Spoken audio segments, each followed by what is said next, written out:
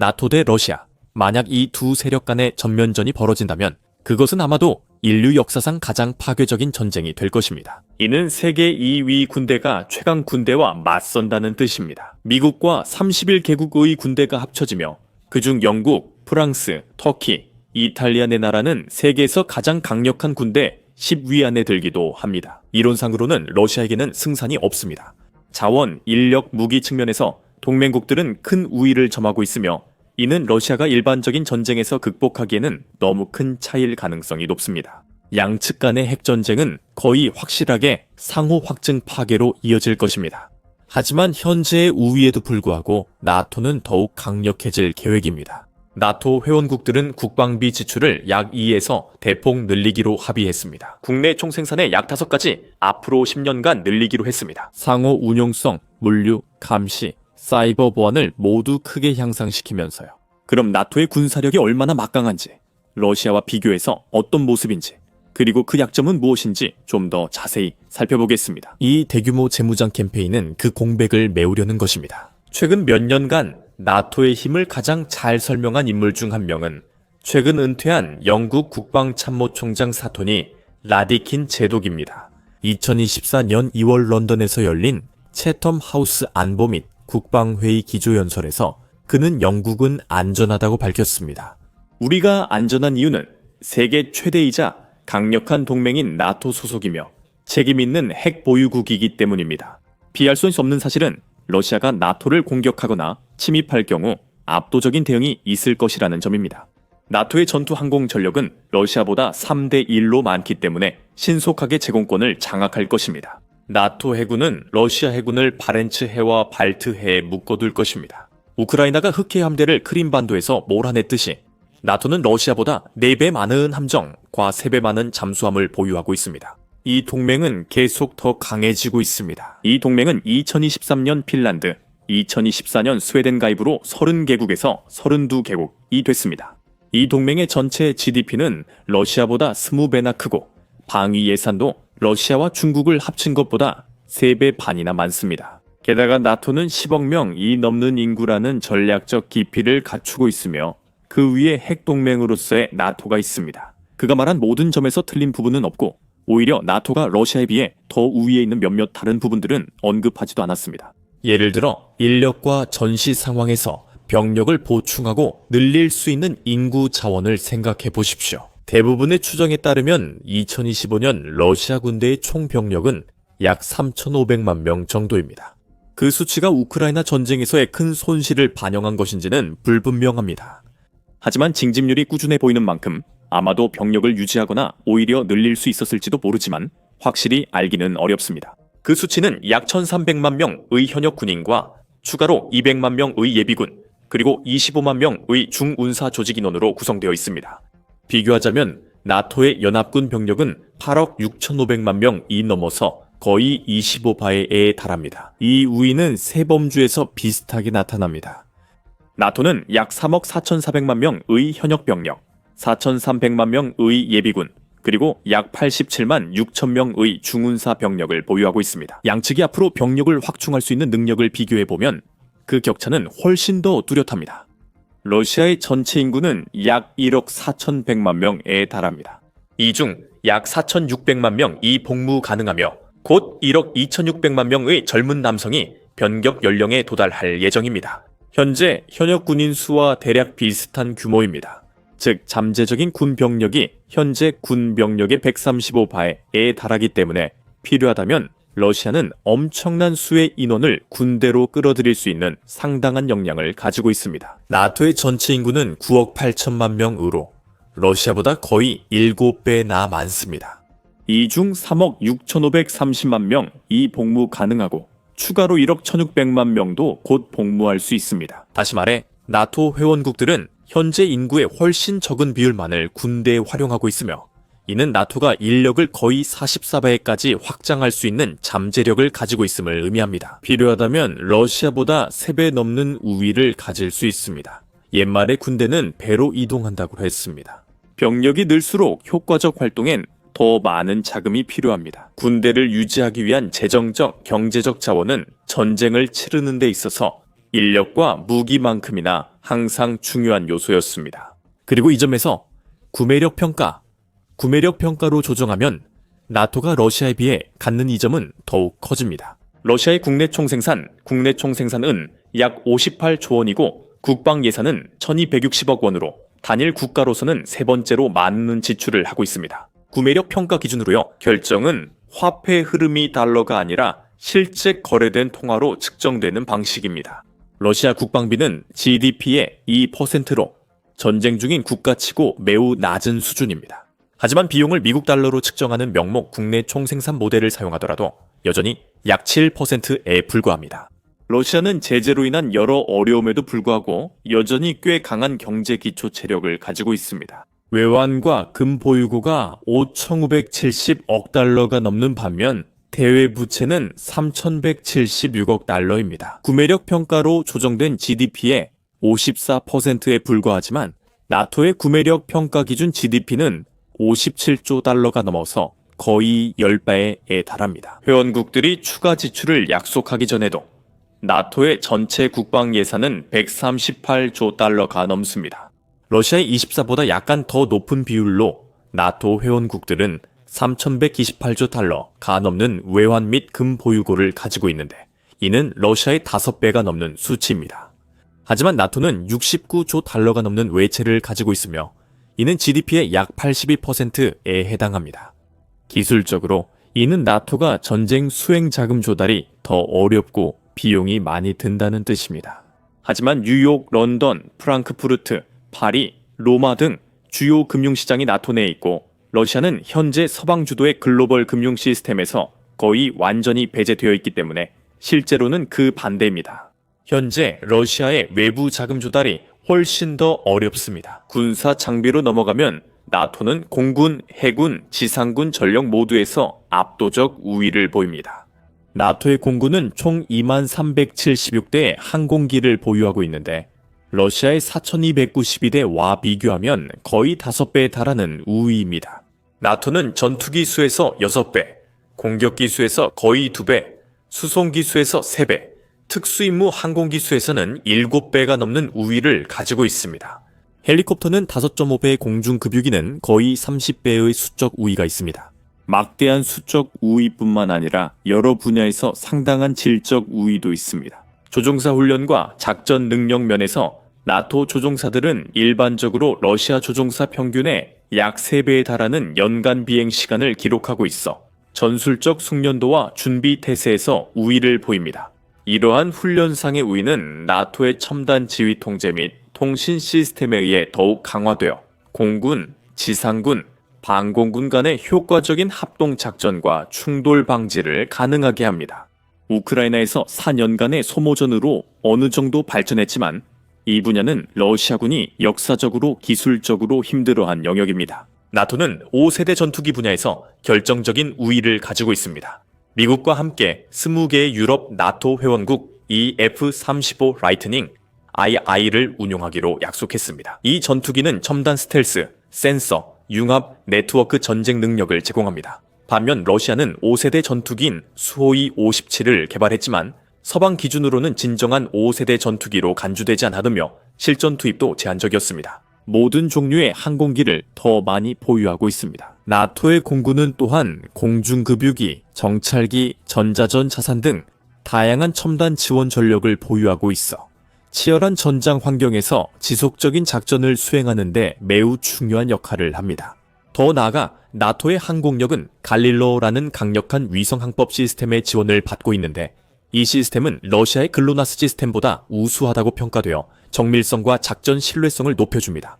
이러한 함대 규모, 훈련, 기술, 통합, 지원 체계에서의 복합적인 우위는 나토에게 러시아 공군에 비해 결정적인 질적 우위와 공중전 능력을 제공합니다. 이러한 상호방은 약 24,000마일에 달하는 해안선을 따라 해상과 수중에서도 마찬가지로 나타납니다. 러시아는 세계 최대 해군 중 하나를 보유하고 있습니다. 러시아는 총 419척의 선박을 보유하고 있는 것으로 추정되며 전체 해군 배수량은 1억 2,600만 톤이 조금 넘습니다. 이 총기에는 문제가 많은 항공모함 1척, 구축함 10척, 프리기함 12척 초계함, 83척 잠수함 63척이 포함되어 있습니다. 이들은 잠시 후 더 말씀드리겠습니다. 또 123척의 해양 순찰함과 47척의 기뢰전 함정이 있습니다. 비교하자면 나토는 총 2689척의 선박을 보유하고 있어 러시아에 비해 65배의 우위를 점하고 있습니다. 나토의 총 해군 배수량은 정확히 알 수 없지만 항공모함 17척을 보유한 나토와 단 한 척뿐인 러시아로 인해 우위가 더욱 뚜렷합니다. 또한 나토는 헬리콥터 탑재함 13척을 보유하고 있지만 러시아는 한 척도 없으며 구축함 101척과 프리기함 128척을 보유해 러시아보다 10배 이상 많습니다. 러시아는 코르벳함에서만 나토보다 약간 더 많은 83척을 보유하고 있으며 나토는 69척을 보유하고 있습니다. 하지만 나토는 다시 한번 잠수함 수에서 큰 우위를 점하고 있으며 147척을 보유하고 있습니다. 나토는 또한 497척의 해상 순찰함과 180척의 기뢰전 함정을 보유하고 있어 두 경우 모두 약 4배의 우위를 가지고 있습니다. 나토는 해상에서도 공중처럼 질적 우위를 보이고 있습니다. 하지만 이 경우에는 전략적 교리, 기술적 역량, 지리적 우선순위의 차이로 인해 차이가 크게 나타납니다. 나토의 교리는 힘, 동맹국 간 상호 음용성, 그리고 대서양, 지중해 및 그 너머의 원양 작전을 강조합니다. 반면 러시아는 지역적 우위, 비대칭 전력, 그리고 특히 발트해와 흑해와 같은 분쟁 지역에서의 심층 방어에 중점을 두고 있습니다. 그렇다고 해서 그들에게 그 전략이 잘 통했던 것은 아닙니다. 흑해에서는 우크라이나의 드론 전쟁으로 인해 러시아 함대의 잔여 전력이 크림반도 주변에서 더 동쪽인 러시아 흑해 연안으로 후퇴할 수밖에 없었습니다. 반면 나토의 질적 우위는 항공모함 전단, 첨단 대잠수함전, 시스템, 그리고 통합 지휘 구조에 있습니다. 반면 러시아는 강력한 잠수함 전력, 장거리 대함 미사일, 그리고 해안 방어망으로 이를 보완하고 있습니다. 전력 투사 능력의 잠재력 측면에서는 두 나라 사이에 비교가 되지 않습니다. 나토는 17척의 항공모함과 14척의 상륙강습함으로 먼 해역에서도 대규모 공중 상륙 작전을 수행할 수 있습니다. 러시아는 전투 효율성이 제한된 노후한 아드미랄 쿠즈네초프급 항공모함 한 척만을 운용하고 있으며 상륙함도 보유하고 있지 않습니다. 이는 러시아가 원정 전쟁보다는 자국 해안 방어에 중점을 두고 있음을 보여줍니다. 한편 러시아가 질적인 우위를 점하고 있는 분야는 잠수함입니다. 특히 바르쇼프, 양카, 예생급과 같은 은밀한 디젤 정의 및 원자력 추진 공격 잠수함에서 그렇습니다. 대잠전과 제한된 해역에 최적화된 이 잠수함들은 12척의 탄도미사일 잠수함으로 러시아의 2차 핵 보복 능력을 보장합니다. 나토는 더 많은 잠수함을 보유하고 있지만 미국은 버지니아급과 오하이오급 잠수함에 주로 의존하고 유럽 동맹국들은 소규모 지역 중심의 함대를 제공합니다. 하지만 나토의 통합 대잠전 네트워크는 해상 초계, 항공기, 소나 배열, 동맹국 간의 협력을 통해 우수한 탐지 및 대응 능력을 제공합니다. 바다 위에서 나토의 수상함대는 기술적으로 더 발전했고 규모도 더 큽니다. 예를 들어 많은 구축함과 프리기함들이 그렇습니다. 미국의 알리버크급과 스페인의 F백은 이지스 전투 시스템과 장거리 대공 방어 시스템을 갖추고 있어 함대 보호, 탄도 미사일 방어, 그리고 타격 작전을 수행할 수 있습니다. 러시아는 소수지만 강력히 무장한 아드미랄 고르시코프급 프리기함 등 수상함을 운용합니다. 지르콘 극초음속 순항미사일과 칼리브르 지상공격 순항미사일로 무장하여 적은 수에도 불구하고 강력한 타격 능력의 격차를 좁히고 있습니다. 게다가 나토는 우수한 조선 능력, 유지보수 인프라, 그리고 연구개발 투자에서 이점을 가지고 있으며 특히 연구개발 투자는 미국과 영국에서 두드러집니다. 동맹은 무인 시스템, 전자전, 네트워크 중심 전쟁 분야를 선도하고 있습니다. 반면에 러시아는 현대화의 만성적인 지연과 제한된 생산 능력에 직면해 있습니다. 하지만 러시아는 지상에서의 수적, 구조적 열세를 상쇄하기 위해 극초음속 미사일과 스텔스 잠수함과 같은 비대칭 전력을 우선시합니다. 이 비교는 다소 놀라운 결과를 보여줍니다. 장비 수량이 비슷해졌지만 러시아는 우크라이나에서 큰 손실에도 일부 부문에서 오히려 수적 우위를 보입니다. 러시아는 총 13만 1000대 가넘는 군용 차량을 보유하고 있으며 여기에는 약 5750대의 전차, 3000대의 다연장 로켓 시스템, 그리고 13,000문이 넘는 포병 장비가 포함되어 있습니다. 네이토는 전차는 러시아의 2배인 약 11,500대를 보유하지만 다연장 로켓 시스템은 1977대로 러시아의 3분의 1 수준이고 포병 장비도 12,279문으로 약 20문 적습니다. 숫자만으로 모든 것을 설명할 수 없습니다. 네이토의 지상군은 고강도 정규전, 첨단 기술, 그리고 회원국 간 상호 운용성에 중점을 두고 있어 지휘 통제, 정밀 타격 능력, 그리고 합동 작전 등에서 상당한 질적 우위를 가지고 있습니다. 또한 동맹은 뛰어난 군수 지원, 기동성, 그리고 공중, 해상, 육상 경로를 통한 전방 배치 부대에 신속한 증원 능력에서도 강점을 보유하고 있습니다. 칼리닝그라드와 같은 지역에서 러시아의 접근 거부, AI, 이타-AD 능력이 제기하는 도전에도 불구하고 반대로 러시아 지상군은 기동성, 화력, 그리고 특히 자국 국경 인근에서 대규모 합동작전을 수행하는 능력에 중점을 두고 있습니다. 러시아는 2008년 이후 군사개혁과 현대화를 통해 정규 전력에서 나토와의 질적 격차를 좁혔지만 여전히 훈련, 사기, 군수 준비 태세 등에서 상당한 어려움에 직면해 있습니다. 러시아군의 대규모 동원 능력과 장기전에 대한 지속 능력 역시 제한적인 것으로 평가되며 우크라이나에서 러시아의 전투 효율성에 대한 의문이 제기된 것도 타당합니다. 드론 사용과 같은 현대전 양식에 군이 적응하고 있다는 징후도 보이고 있습니다. 실제로 러시아가 우크라이나에서 겪은 수많은 헌 실패는 잘 기록되어 있습니다. 현재 러시아의 막대한 병력과 대다수의 무기 체계가 광범위한 전투 경험을 쌓았다는 사실은 러시아의 상당한 우위를 제공할 수 있습니다. 2021년 아프가니스탄에서 철수한 이후, 그리고 최근 시리아와 이라크에서도 나토의 전투 개입은 제한적이었습니다. 아마도 가장 중요한 한 가지 질문이 남아 있습니다. 러시아의 우크라이나 전쟁이 발트 3국 침공 등 러시아의 전쟁 수행 능력을 우크라이나 외 지역에서 치명적으로 약화시켰나요? 아니면 이게 제국주의 영토 확장의 시작일 뿐인가요? 전문가들 사이에서도 의견이 크게 갈리는데 일부 전문가들은 러시아가 이미 힘이 빠진 국가이며 붕괴는 시간 문제라고 보고 있습니다. 많은 이들은 나토가 몇 년 내 러시아와의 전쟁에 대비해야 한다고 경고합니다. 많은 사람들이 이 두 견해를 동시에 가진 듯합니다. 이 입장에 내포된 논리적 모순은 분명합니다.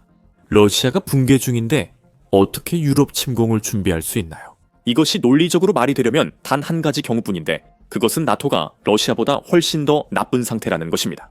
지금까지 우리가 제시한 수치만 봐도 그것은 전혀 사실이 아닙니다. 그러니까 어쩌면 진실은 원래 두 입장 모두 사실이 아니라는 것일 수도 있습니다. 즉, 러시아는 붕괴 중도 유럽 침공 준비도 아닙니다. 러시아 대통령 블라디미르 푸틴은 러시아가 유럽을 공격하거나 침공할 의도가 전혀 없다고 오랫동안 주장해왔습니다. 그리고 그가 우크라이나에서 취한 행동은 나토가 우크라이나까지 확장되어 러시아의 실존적 위협이 된다고 보는 것을 막기 위한 것이라고 주장합니다.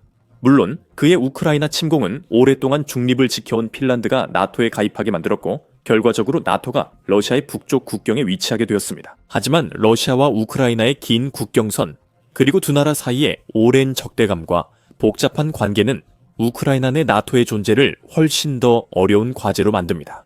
우선 우크라이나 군대의 현재 추정치가 약 90만 명에 달한다면 우크라이나 군대가 나토에 단순히 추가되는 것만으로도 나토의 전력이 약 4분의 1 정도 증가하게 됩니다. 러시아는 나토가 새로운 재무장 계획 아래에서 아직 전력을 증강하고 있는 동안 나토에 비해 러시아가 활용할 수 있는 몇 가지 이점을 가지고 있습니다. 특히 나토의 동부 전선에서 드론과 미사일 공격에 대한 방공망은 약점입니다. 유럽 전역에서 발생한 드론 침입 사태에서 드러났듯이 대부분의 드론은 해당 국가의 영토 내에서 발사된 것으로 보입니다. 많은 회원국들은 이러한 종류의 하이브리드 공격에 효과적으로 대응할 수 있는 방어 체계와 경우에 따라 정책조차도 부족한 상황입니다. 우크라이나가 일주일에 몇 번씩 상대해야 하는 드론과 미사일 군집 공격은 말할 것도 없고 현재 드론 전쟁에 대한 우크라이나의 전문성을 바탕으로 신속하게 드론 방벽이 구축되고 있어 그 격차가 점차 메워지고 있습니다. 러시아의 유일한 진짜 이점도 일시적입니다. 극초음속 미사일,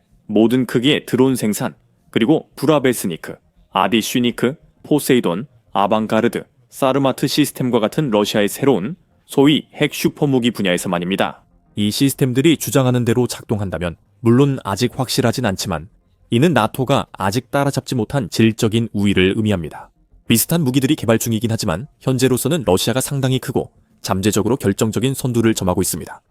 문제는 아랴슈니크를 빼면 이 새로운 러시아 슈퍼무기들이 모두 핵 탑재가 가능하다는 점입니다. 그리고 그것이 바로 나토와 러시아 간의 잠재적인 충돌에서 가장 무서운 부분입니다. 나토가 재래식 무기에서 압도적인 우위를 가지고 있기 때문입니다. 러시아가 과연 재래식 전쟁, 지상기동, 공습, 장거리 미사일 공격 등을 시도하기나 할까요? 아니면 러시아가 보유한 막대한 핵무기를 이용해 바로 핵공격으로 전면 확전할까요? 레디킨 제독이 말했듯이 재래식 전쟁을 벌인다면 러시아가 거의 확실하게 참혹한 패배를 당할 것이라는 점을 알고 있는데도 말이죠. 푸틴은 최근 이 가능성을 노골적으로 시사했습니다. 우리는 유럽과 전쟁할 생각이 없으며 이미 여러 번 밝혔습니다. 그러나 유럽이 전쟁을 원한다면 언제든 준비되어 있습니다. 푸틴은 미국 대표단과의 평화회담 전 모스크바에서 이렇게 밝혔습니다. 이 발언은 서방 언론에 보도됐지만 실제 그의 발언을 제대로 전한 경우는 드뭅니다. 만약 유럽이 갑자기 우리와 전쟁을 시작한다면 저는 그 전쟁이 아주 빨리 끝날 것이라고 생각합니다. 이건 우크라이나와는 다릅니다. 우리는 외과적 정밀함으로 신중히 행동합니다. 이것은 직접적이고 현대적인 의미에서의 전쟁이 아니라고 그는 말했습니다. 그는 또한 유럽이 러시아와 충돌하게 된다면 모스크바는 곧 협상할 상대조차 없게 될 것이라고 덧붙였습니다. 이것은 나토와 러시아가 충돌할 경우 러시아가 장기전을 원치 않음을 분명히 보여줍니다. 재래식 전쟁에서는 승리할 가능성이 극히 낮으며 전쟁은 핵전쟁으로 빠르게 번질 것입니다. 푸틴이 그 부분에서 허세인지 실제로 확인하는 일이 없었으면 합니다. 이제 채널을 구독하고 알림을 받으려면 종 모양 아이콘을 꼭 클릭하세요. 시청해주셔서 감사합니다.